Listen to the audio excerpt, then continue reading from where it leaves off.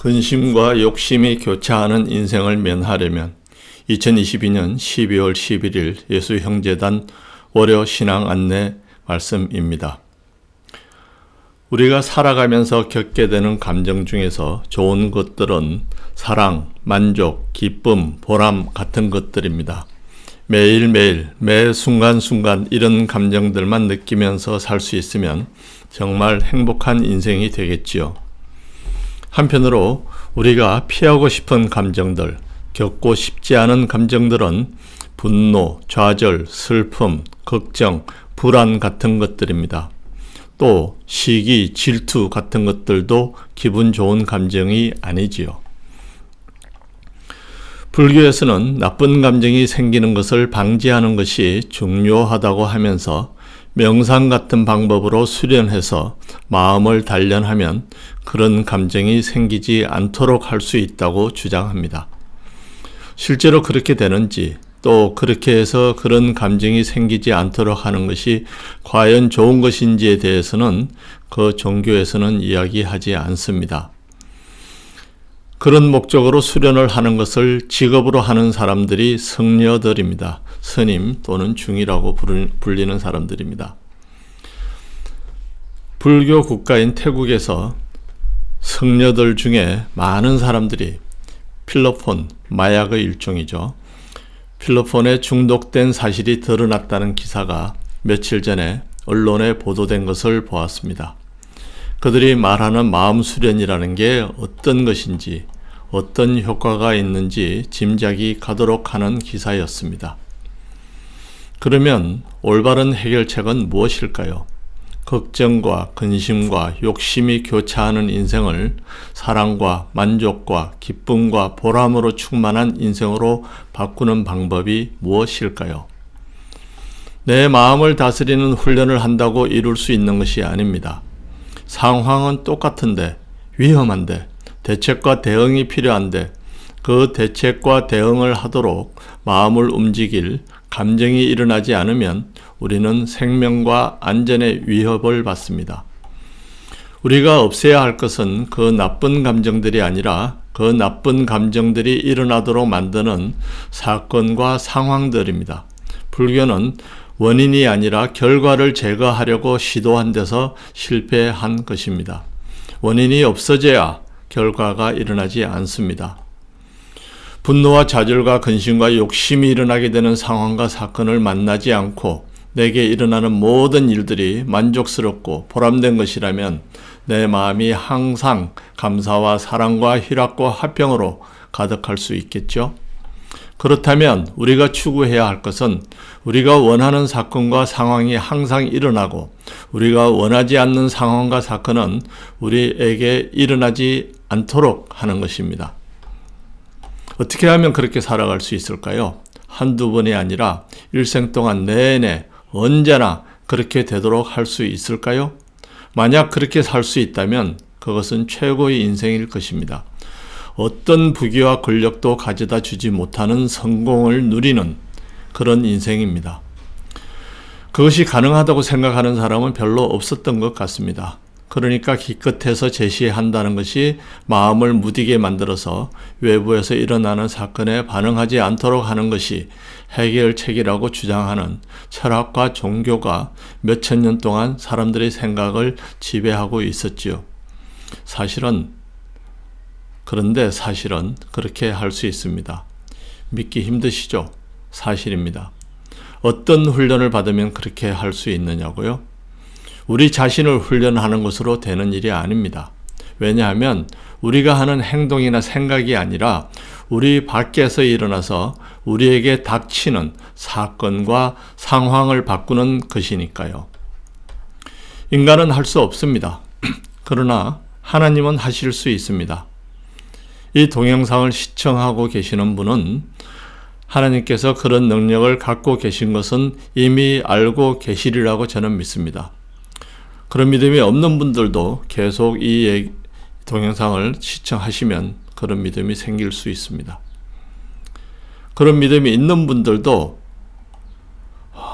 그 믿음으로 문제가 해결되지 않는다고 생각합니다. 왜냐하면 문제는 하나님께서 그런 능력을 갖고 계시지만 그 능력을 나를 위해서 발휘해 주실 것인가? 그것도 한두 번이 아니라 내가 이 세상을 살아가는 동안 수십, 수백, 수천, 수만 번 나를 위해서 그 능력을 사용해 주실 것인가 하는데 대부분의 사람이 자신이 없습니다. 이 지구에 사람이 얼마나 많은데 한 사람에게 일생 동안에 한 번씩만 기적을 베풀어 주셔도 하루에 수억 번의 기적이 일어나도록 하셔야 하는데 아무리 하나님이시지만 너무 일이 많은 것이 아닌가 하는 생각이 듭니다. 그리고 또 내가 뭐라고 하나님께서 내가 하는 일에 내게 닥치는 상황에 눈을 떼지 않으시고 사사건건 능력을 베풀어 주신다는 말인가? 논리적, 합리적, 상식적으로 생각한다고 해놓고서 갑자기 비약을 하는 것 아닌가? 이렇게 생각하시는 분들이 계실지 모르겠습니다. 그렇게 생각하시는 분은 하나님의 사랑과 능력에 한계가 없다는 사실이 믿어지지 않는 분이십니다. 하나님께 기도해서 응답 받아본 경험이 없거나 한두 번 응답은 받았지만 시간이 지나면서 그 기적들이 원래 일어나도록 되어 있던 사건에 불과하다고 생각하게 된 분들이 이렇게 생각합니다. 사실 하나님께서 우리의 기도를 들어주시기 위해서 구약 성서에 나오는 수많은 기적들과 비슷한 기적을 매번 일으켜야 한다면 그건 문제가 있을 수 있습니다. 하나님께서 그렇게 하실 능력이 없으신 것이 아니라 그렇게 하면 이 세상에 사는 사람들과 만물이 평온한 일상을 누리기 어려울 것이기 때문입니다. 구약 성서에 기록된 기적들은 사람들이 익히 알고 예측하는 것과 다른 방식으로 자연 현상이 진행되는 사건입니다.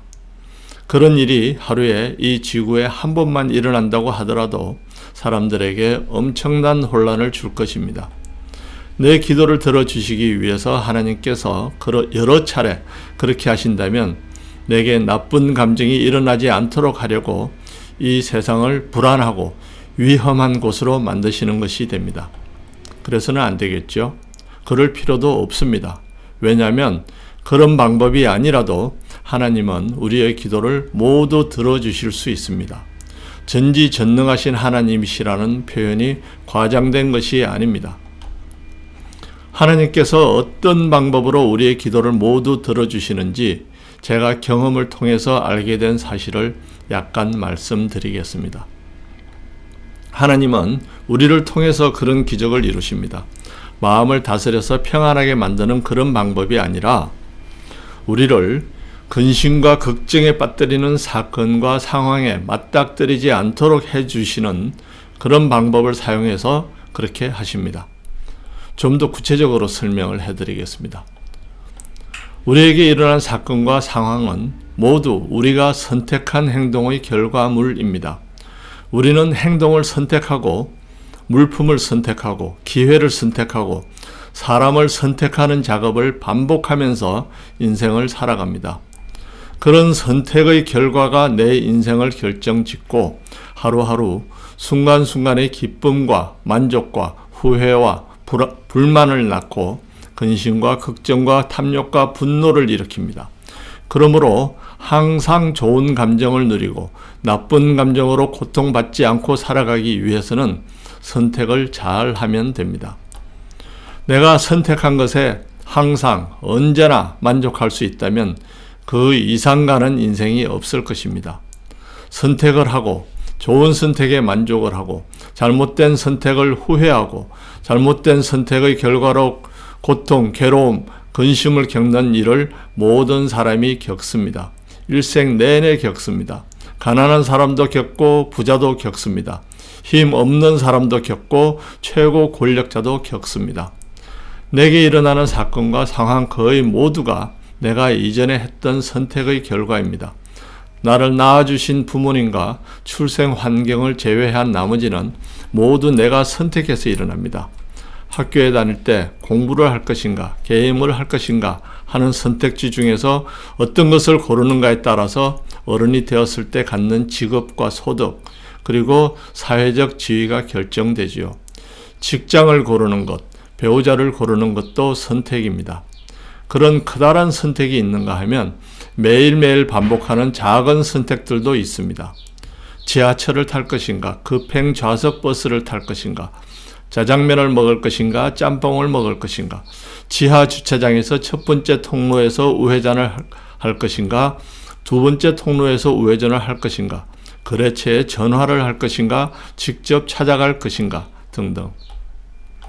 이런 크고 작은 선택을 할 때 그 결과가 어떻게 될 것인지 분명하게 아는 것도 있습니다.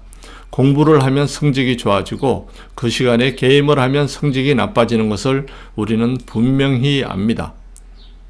그런 선택을 하는 것은 자기 의지인데 마음을 강하게 먹고 공부를 하려고 독서실을 갔는데 하필이면 놀기 좋아하는 친구가 등록한 데를 가게 되어서 시험 공부를 안 하고 함께 놀아버리는 것은 내 의지의 범위를 벗어난 선택의 결과이고 그 결과가 당장의 시험 성적, 가게 되는 대학교, 그리고 어른이 되었을 때 직장과 경력과 소득을 결정하게 되는 일도 있습니다.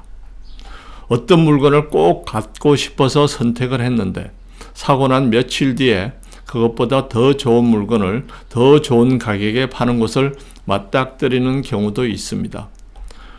보통 사람들은 살아가는 동안 취하는 선택의 결과에 만족하는 것보다 후회하는 경우가 더 많다고 생각됩니다.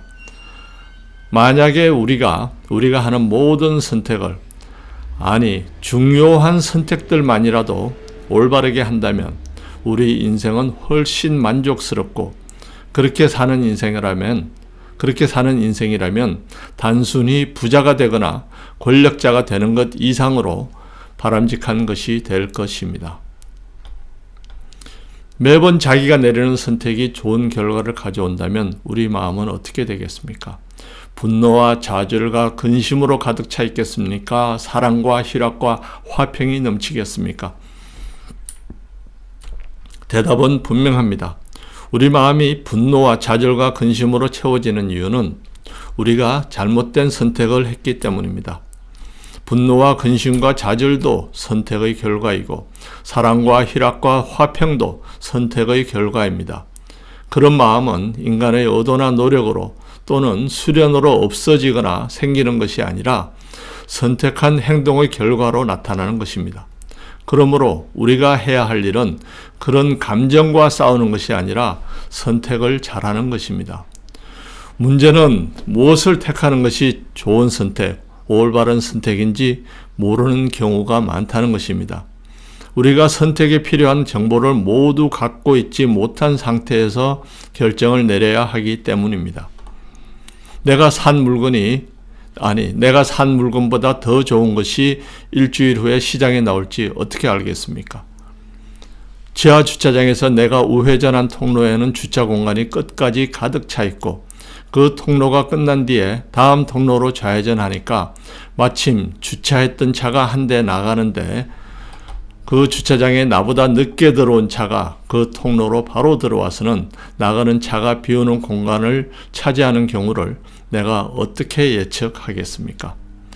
그럴 때마다 왠지 이번 통로가 아니라 다음 통로에서 우회전하고 싶은 마음이 들어서, 아니면 이번 통로에서 우회전하고 싶은 마음이 들어서 그렇게 했는데 바로 앞에서 주차 공간을 빠져나가는 차를 보게 된다면 얼마나 기분이 좋겠습니까?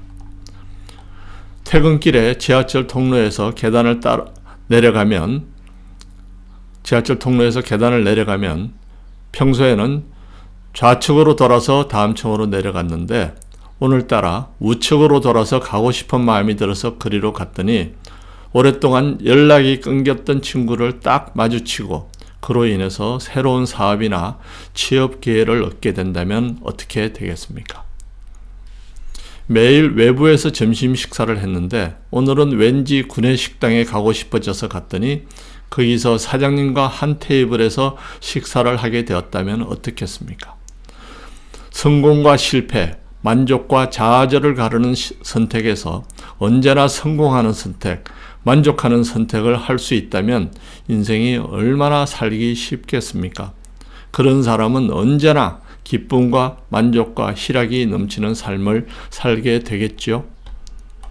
문제는 어떻게 하면 그런 선택을 자주 많이 할 수 있을까 하는 것입니다. 매번 올바른 선택만 한다면 그 이상 좋은 일이 없겠죠. 자주 많이 하는 것까지는 바라지 않더라도 중요한 선택에서만이라도 바른 선택, 성공하는 선택을 할 수 있다면 그 이상 좋은 것이 별로 많지 않을 것입니다. 문제는 좋은 선택을 필요한 정보를 우리가 모두 갖고 있지 못하다는 것입니다. 사람들은 자기가 선택할 사안에 대한 정보를 최대한 많이, 좋은 정보를 최대한 많이 확보하기 위해서 여러 가지 노력을 기울입니다. 어떤 사람들은 예언한다는 사람들을 찾아갑니다. 그러나 결과를 놓고 보면 예언한다는 사람들이 알려주는 대로 선택한 결과가 자기 혼자 결정한 선택보다 더 좋은 것인 경우는 없습니다. 혼자 결정해서 성공할 확률이 50%라면 점쟁이에게 물어봐서 내린 결정이 성공할 확률도 50%밖에 안 됩니다. 용하다는 점쟁이들은 수백 수천 개의 예언들 중에서 자기가 한 수백 수천 개의 예언들 중에서 우연히 적중한 한두 개의 예언으로 유명세를 얻어서 장사를 합니다. 틀린 예언에 대해서는 다른 사람들에게 알려주지 않습니다. 그러니 점이나 사주, 관상, 풍수, 지리 등으로 올바른 선택을 위한 정보를 얻는 것은 올바른 방법이 아닙니다. 사주, 관상, 풍수, 지리는 과학이라고 얘기하시는 분들에 대해서는 다른 기회에 다른 곳에서 제가 설명드린 것이 있습니다. 그것이 과학일 수가 없다는 사실을.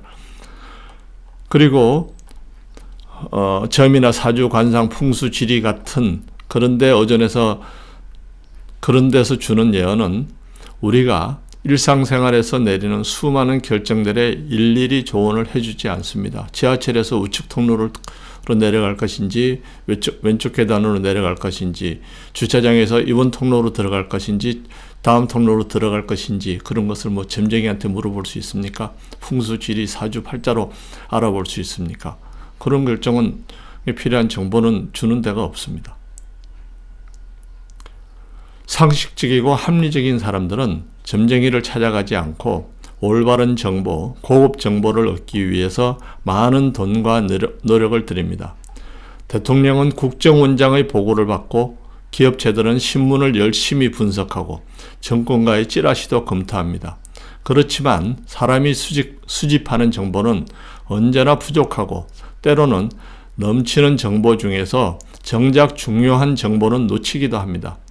세계 최고 수준의 정보기관인 CIA를 갖고 있는 미국 정부도 2000년의 9.11 테러 사건이 일어날 것을 미리 대비하지 못했지요. 만약에 이 세상의 모든 사물과 사람에 대한 모든 정보를 갖고 있고 그 정보들 중에서 내가 선택을 하는 행동과 관련된 정보를 순식간에 선별하고 취합해서 내게 전달해 줄 분이 계시고 그분께서 매번 내게 그 정보를 전달해 주신다면 우리는 매번 올바른 선택을 할 수 있겠죠. 그리고 매번 올바른 선택을 하면 나는 기쁨과 감사와 사랑과 희락과 화평이 가득한 인생을 살게 되겠죠. 그러면 문제를 해결하는 올바른 방법은 이제 밝혀졌습니다. 그분을 만나서 그분께서 주시는 정보를 받는 것입니다. 그렇게 되면 홍해를 가르거나 태양의 움직임을 정지시키거나 요단 강물을 멈추는 초자연적인 현상이 일어나지 않아도 우리는 항상 기쁘고 즐겁게 살 수 있습니다. 우리에게 그런 정보를 주실 분을 만나고 그분께서 주시는 정보를 받기만 하면 됩니다. 그분이 누구실까요? 그런 분이 계시기나 할까요? 계십니다. 하나님이십니다. 하나님의 영이신 성령님이십니다. 하나님이 영이십니다. 그러니까 성령님이 하나님이시고 하나님이 성령님이십니다. 그래서 성령님이 하나님의 영이다 라고 하는 표현은 논리적으로 조금 부정확하죠. 하나님이 영이시고 영이신 하나님이 성령님이시고 성령님이 하나님이십니다.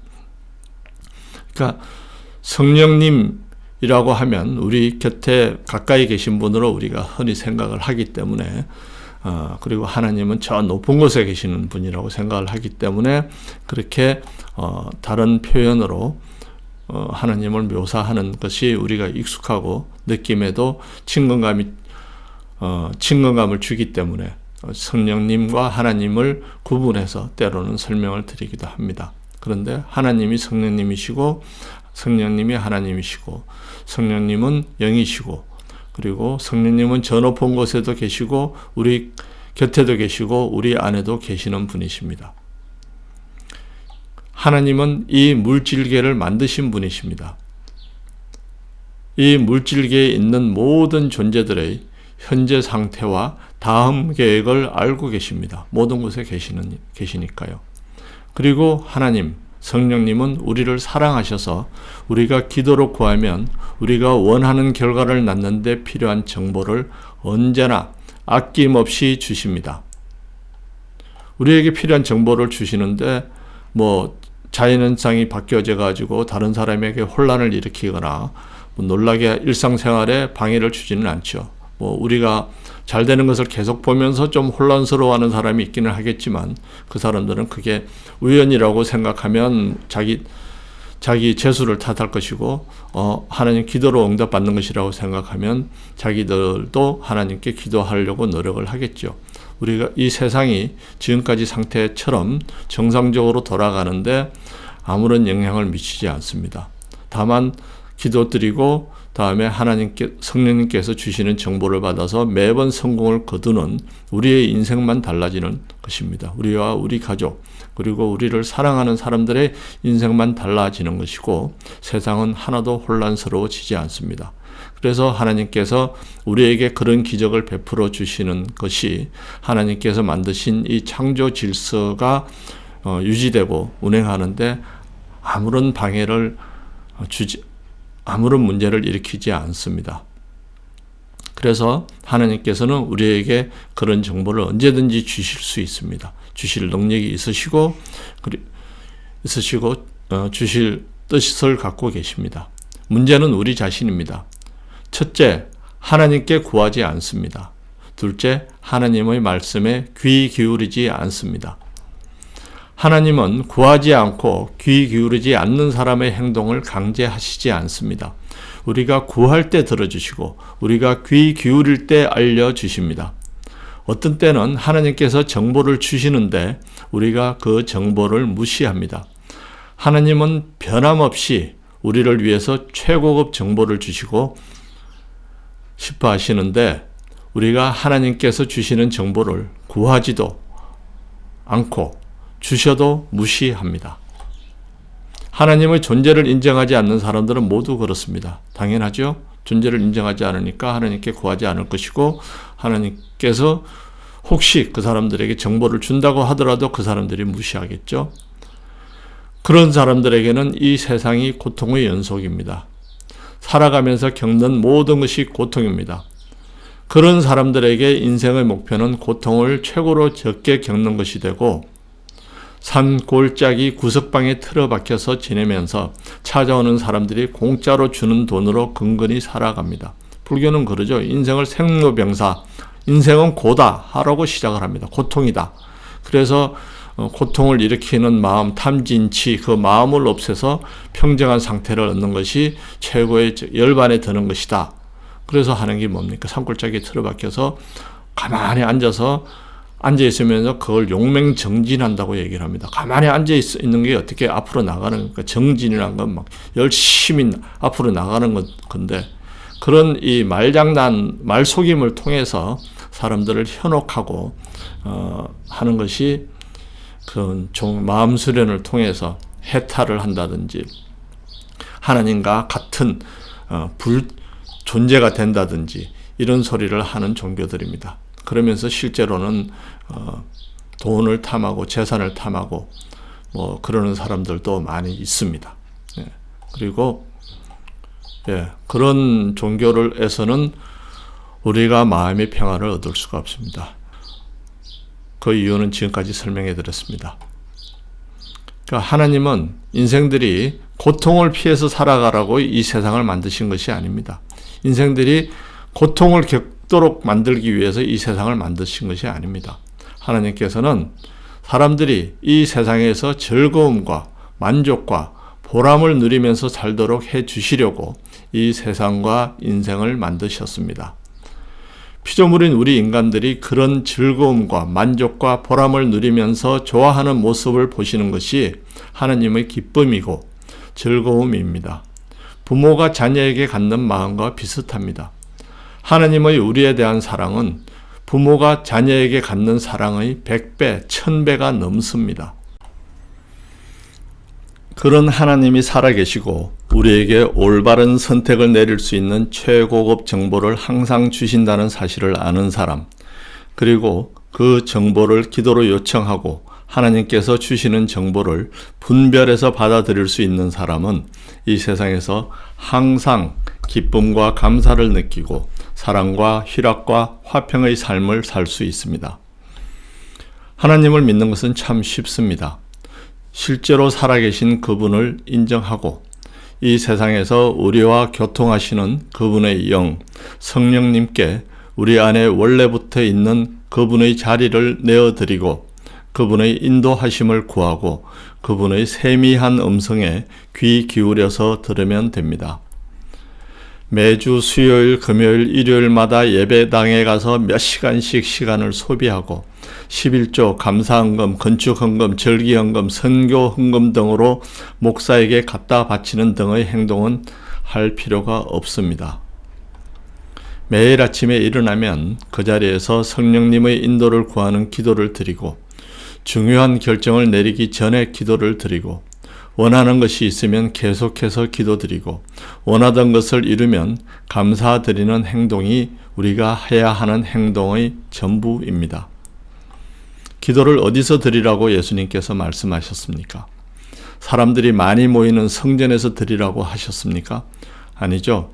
자기 집 골방에서 하라고 하셨습니다. 내 집, 내 잠자는 방에서 기도하면 됩니다. 어렵지 않습니다. 성령님은 우리를 기다리고 계십니다. 우리가 그분을 초대하면 우리 안에 들어와서 우리 생각과 말과 행동을 주장하셔서 우리가 바른 선택을 하고 그 결과로 기쁨과 만족과 감사와 사랑이 넘치는 생활을 매일매일 하루 종일 누릴 수 있도록 해 주십니다. 이 동영상을 보신 분 모두가 성령님을 영접하고 성령님의 인도하심을 따라 살면서 행복이 넘치는 생활을 하시기를 예수님의 이름으로 기도드립니다. 아멘.